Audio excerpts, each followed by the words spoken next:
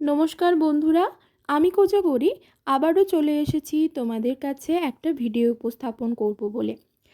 আজ আমি তোমাদের কাছে টোটকা টিপস বা কিছু বাস্তু টিপস তোমাদের সাথে শেয়ার করব, যা আমি প্রতিদিন শেয়ার করেই থাকি, কিন্তু আজকেরটা একটু আলাদা রকম, একটু অন্য রকম। আজ বন্ধুরা আমি তোমাদের কাছে যেটা শেয়ার করব সেটা হলো তোমাদের রান্নাঘরের কিছু বাস্তু টিপস বা রান্নাঘরের কিছু টিপস শেয়ার করব, যার দ্বারা তোমাদের সংসারে কলহ দূরীভূত হবে, অর্থ আসবে, মা লক্ষ্মীর কৃপা লাভ করবে, মা অন্নপূর্ণার কৃপা লাভ করবে এবং যার দ্বারা তোমার সংসার সর্বদা ধনধান্যে পরিপূর্ণ থাকবে। শুধু ধন নয়, ধান্যেও পরিপূর্ণ থাকবে। ধন অর্থাৎ অর্থ। আমরা তো কেউ অর্থ শুধুমাত্র চিবিয়ে খাবো না, তাই আমরা আমাদের ধান্যও চাই, অর্থাৎ শস্যও চাই। তাই আমাদের রান্নাঘর যাতে সর্বদা ধনধান্যে পরিপূর্ণ থাকে, মা লক্ষ্মীর কৃপা লাভ হয়, আমাদের যেন লক্ষ্মী লাভ হয় এবং মা অন্নপূর্ণার কৃপা যাতে আমরা পাই বা আমাদের ওপর বর্ষায়, সেই সম্পর্কিতই কিছু টোটকা বা টোটকা টিপস বা বাস্তু টিপস যাই বলো না কেন, সেটাই তোমাদের সাথে শেয়ার করব।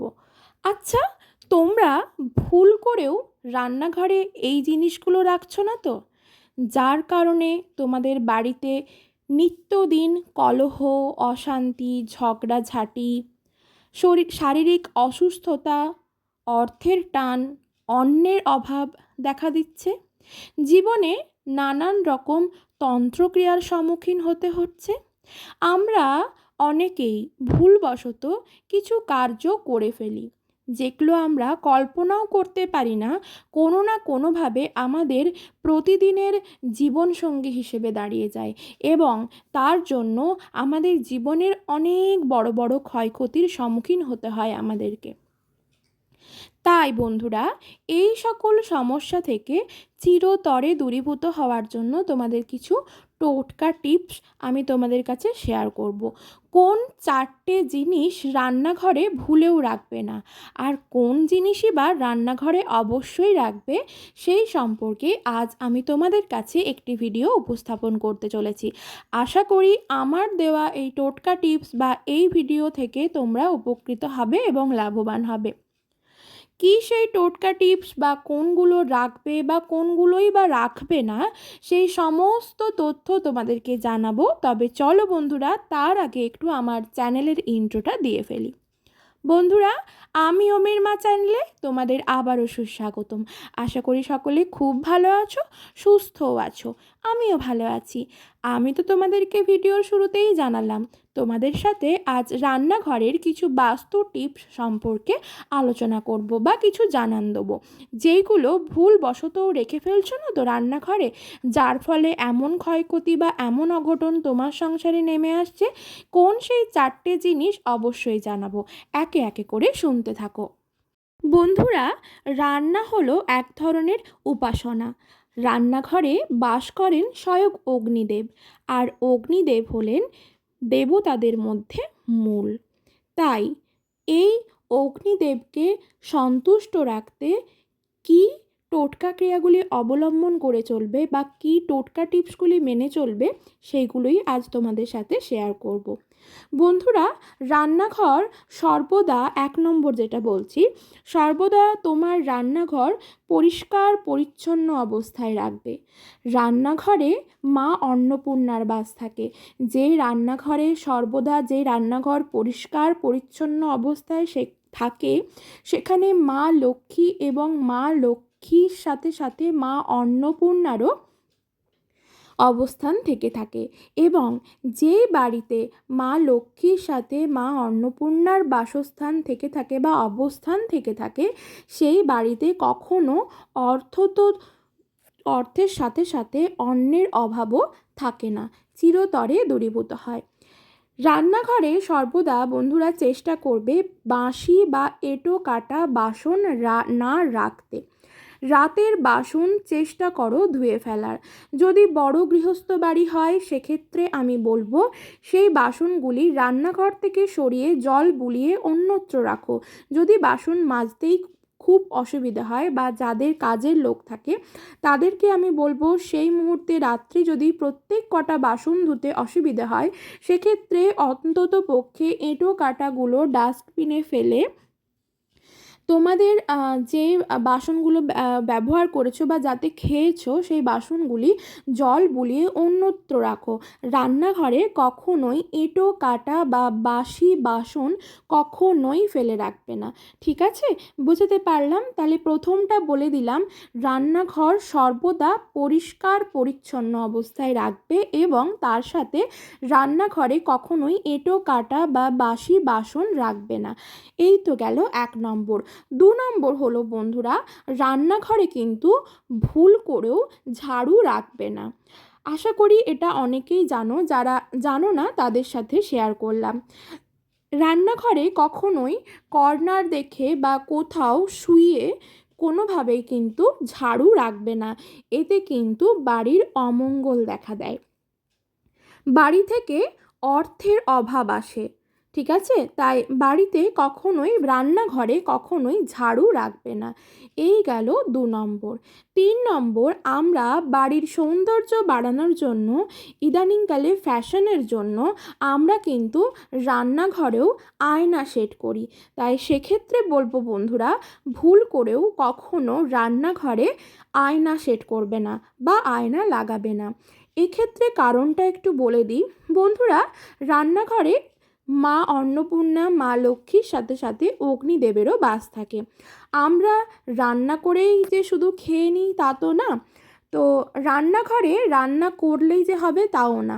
রান্নাঘরে যেহেতু অগ্নিদেবের বাস থাকে সেহেতু অগ্নিদেবের সাথে আয়না যদি লাগাও, আয়নাতে প্রচণ্ড আয়না নেগেটিভ শক্তিকে অ্যাট্রাক্ট করে। তাই আয়নার সাথে সাথে যদি অগ্নিদেবও সেই জায়গায় স্থাপিত থাকে তাহলে সেখানে কিন্তু হিতে বিপরীত হয়, ঠিক আছে?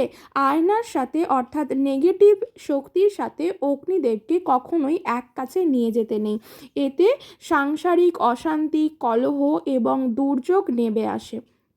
বুঝতে পারলাম। বা স্বামী স্ত্রীর মধ্যে মনোমালিন্যের সৃষ্টি হয়, ঠিক আছে? ঝামেলা, সংসারে অশান্তি, ঝঞ্ঝাট, কলহ, বিবাদ, নানান রকম পরিস্থিতির সম্মুখীন হতে হয়। এই তো গেল 3 নম্বর। 4 নম্বর হলো বন্ধুরা, রান্না করলেই হলো না, রান্না করে সেই রান্না করা জিনিসটাকে আহারে পরিণত করাই হলো আসল জিনিস। এর দ্বারা লক্ষ্মী লাভ হয়। তাই একটা জিনিস খেয়াল করে দেখো তো, রান্নাঘরে কোনোভাবে তোমার বাড়ির যিনি গৃহকর্ত্রী বা যিনি গৃহকর্তা, অর্থাৎ রান্না পুরুষ মানুষেরাও করে থাকেন বা মহিলারাও করে থাকেন, বেশিরভাগ বাড়িতেই মহিলারা করে থাকেন। আবার কিছু কিছু ক্ষেত্রে আমরা রান্নি রেখে থাকি, কিছু কিছু বাড়িতে এমনটাও হয়। তো সেক্ষেত্রে আমি বলবো, যে রান্না করছেন বাড়ির যে যিনি গৃহকর্ত্রী বা যিনি গৃহকর্তা, তার প্রত্যেক দিন যেটা খাওয়ার ওষুধ, কারণ আমাদের এখন যা পরিস্থিতি হয়েছে, প্রতিদিনই কোনো না কোনো মানুষের হয়তো নিত্যভাবে যেই ওষুধটা আমাদের দরকার হয় সেটা কোনোভাবে হয়তো আমরা রান্নাঘরেও রেখে থাকি। এমন ভুল কেউ করে ফেলছো না তো? রান্নাঘরে কখনোই তোমাদের প্রত্যেক দিনের খাবার যে ওষুধ, সেই ওষুধ কখনোই ভুল করেও রান্নাঘরে রেখো না।